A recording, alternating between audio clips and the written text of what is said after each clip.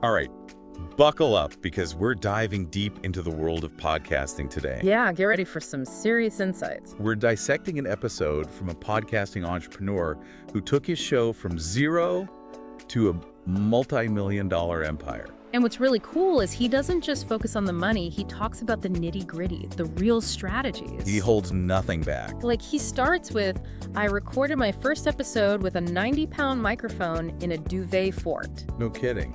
Talk about starting from scratch. From duvet forts to a team of 8 and major sponsorships, he lays it all out there. It's refreshing, right? So much advice out there is all about shortcuts and hacks. But this is about the real deal. The hard work, the dedication, the hustle. Exactly. And one of the biggest takeaways for me was his focus on consistency. He even showed like a graph of his listenership exploding, 10 times growth just from sticking to a schedule. See, that's what I'm talking about. Consistency is key. It's not just about podcasting, it's about building any kind of following. You've got to show up consistently. Exactly. Think about the brands you love, the creators you follow. You expect them to be there, right? You want that reliability. Exactly. And speaking of building relationships, his approach to bringing on guests was super interesting. He was very intentional about it, wasn't he? Oh, absolutely. He wasn't chasing big names for the sake of it. He was looking for guests who aligned with his values and his niche. Right. It had to make sense for his audience. And it makes sense strategically, too. It's a way to introduce his podcast to a whole new audience, the guests' listeners. Organic reach, right? Exactly.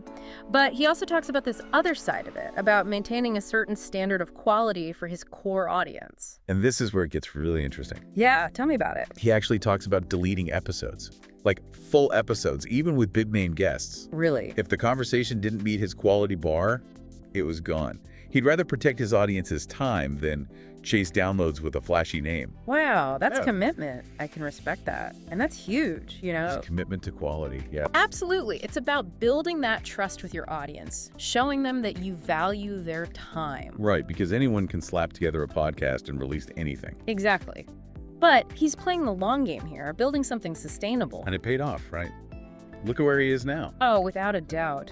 He built a loyal audience who trusts his judgment, and that translates into, well, everything else. The sponsorships, the investments, the whole empire. It shows you the power of authenticity, you know? In a world that's so saturated with, like, generic content. Yeah, it's easy to get lost in the noise. But he cut through all of that by being himself, by building genuine connections. And those connections, they're like gold. Especially when it comes to sponsorships. He talks about reaching out to companies directly, brands he actually used and loved. That's so smart, because he's not just pitching them on numbers, he's pitching them on shared values, on a shared vision. And it worked. He landed those major sponsorships because he was authentic about it. It's not about selling out, it's about finding those win-win partnerships. And he makes a great point about how it wasn't just about the money for him. Oh yeah, he definitely emphasizes that. It was about staying true to himself, to his audience, to his message. Because in the end, that's what matters. It's about building something you're proud of. Exactly. And that authenticity, it shines through in his content, you know? Totally.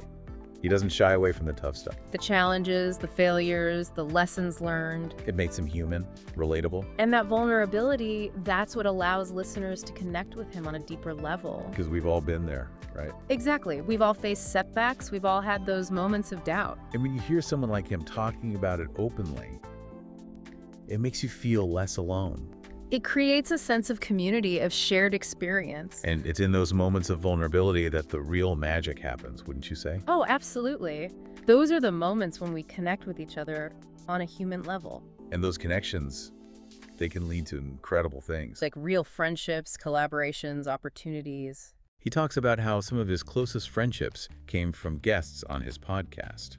Which makes sense, right? You're having these deep conversations week after week. It's only natural for some of those connections to turn into something more. It's like a masterclass in building meaningful relationships. And it's not just about the relationships. He also talks about how podcasting has made him smarter.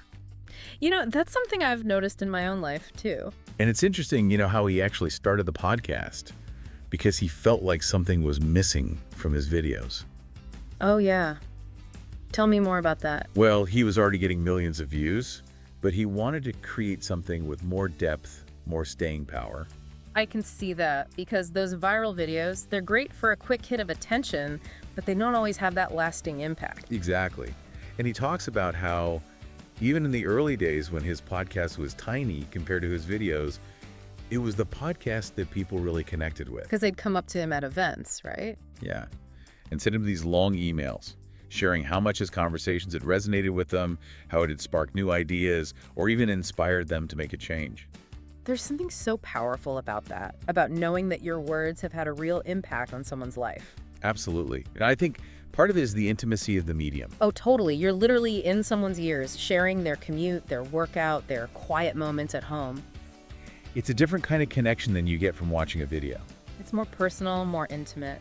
And he talks about how he really leans into that by approaching each episode like a conversation, not a performance.